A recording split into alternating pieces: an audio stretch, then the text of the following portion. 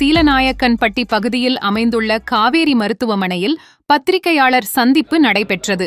அப்போது பேசிய டாக்டர் சுவாமிநாதன் சம்பந்தம், தமிழக முதலமைச்சரின் விரிவான மருத்துவ காப்பீடு திட்டத்தின் கீழ் குறைந்த செலவில் கல்லீரல் மாற்று அறுவை சிகிச்சை குறித்து விலகி பேசினார். காவேரி ஹாஸ்பிட்டல் சேலம் பிரான்ச்ல நம்ம கல்லீரல் மாற்று அறுவை சிகிச்சை கடந்த ஒரு 3 வருடங்களாகவே நம்ம ரெகுலராக செஞ்சுக்கிட்டு வரோம். ஒரு 98% மேலே நல்ல சக்ஸஸ் ரேட்டோட இப்போ 20 கல்லீரல் மாற்று அறுவை சிகிச்சைகளை நம்ம சக்ஸஸ்ஃபுல்லாக முடிச்சிருக்கிறோம்.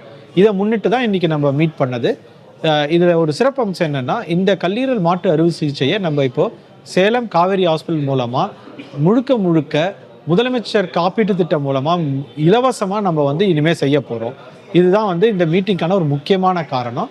இது மூலமாக எல்லா கல்லீரல் பாதிக்கப்பட்ட பேஷண்ட்ஸுங்களும் காவேரி சேலம் ஹாஸ்பிட்டலில் ஒவ்வொரு புதன்கிழமையும் 11 மணிக்கு நம்ம குழுவில் இருக்க ஒரு ஸ்பெஷலிஸ்ட்டை, லிவர் ஸ்பெஷலிஸ்ட்டை மீட் பண்ண முடியும். அவங்களுக்கு கல்லீரல் மாற்று அறுவை சிகிச்சை தேவைப்பட்டதுன்னா அவங்க பேரை நம்ம வெயிட்டிங் லிஸ்ட்டில் பதிவு பண்ணி வச்சோ, அல்லது லிவிங் டோனர் இருந்தாங்களோ அது மூலமாகவோ நம்ம காவேரி ஹாஸ்பிட்டல்லையே முதலமைச்சர் காப்பீட்டு திட்டம் மூலமாக முழுக்க இலவசமாக செஞ்சுக்கலாம்.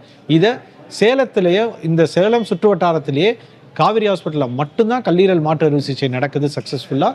அங்கே மட்டும்தான் காப்பீட்டு திட்டமும் நமக்கு அவைலபிளாக இருக்குது. சார், இது எந்த வயசுலேருந்து பண்ணலாம்? இது எல்லாருக்குமே பண்ண முடியும். சின்ன பச்சிளம் குழந்தைங்களுக்கும் சில சமயங்களில் கல்லீரல் பிறக்கும் போதே பாதிக்கப்பட்டு அதனால் இருக்கவங்களுக்கும் நம்ம கல்லீரல் மாற்று செய்கிறோம்.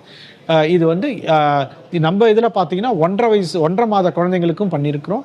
நம்ம 70 வயசான பெரியவங்களுக்கும் பண்ணியிருக்கோம். இது முக்கியமான காரணம் குடிப்பழக்கத்தினாலையும் கல்லீரலில் கொழுப்பு படிகிறனாலையும் ஏற்படக்கூடிய நோய்கள்னால தான் முக்கால்வாசி 70% கல்லீரல் ஃபெயிலியர் அதனால தான் வர்றது. மேலும் இது குறித்து நுரையீரல் அறுவை சிகிச்சை நிபுணர் ரவிக்குமார் கூறுகையில், இதுவரைக்கும் 20 டிரான்ஸ்பிளான்ட் பண்ணியிருக்கோம். 20 டிரான்ஸ்பிளான்ட்ல மெஜாரிட்டி பார்த்தீங்கன்னா கெடாவர் டிரான்ஸ்பிளான்ட்ன்றது, அதாவது மூளைச்சாவு அடைஞ்சவற்றிருந்து அவங்க தானமாக கொடுத்து பண்ணினது.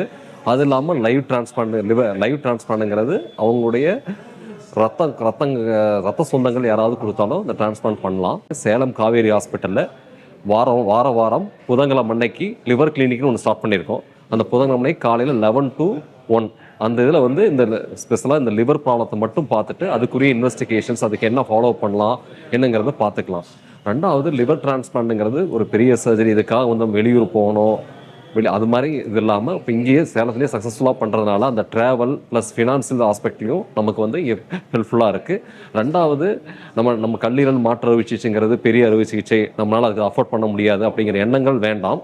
நமக்கு முதலமைச்சர் காப்பீட்டு திட்டத்தின் மூலமாக முழுமையாக இலவசமாகவே இங்கே லிவர் டிரான்ஸ்பிளான்ட் சேலம் காவேரி ஹாஸ்பிட்டலில் பண்ண ஸ்டார்ட் பண்ண போகிறோம். அதுக்கான அறிவிப்பு தான்.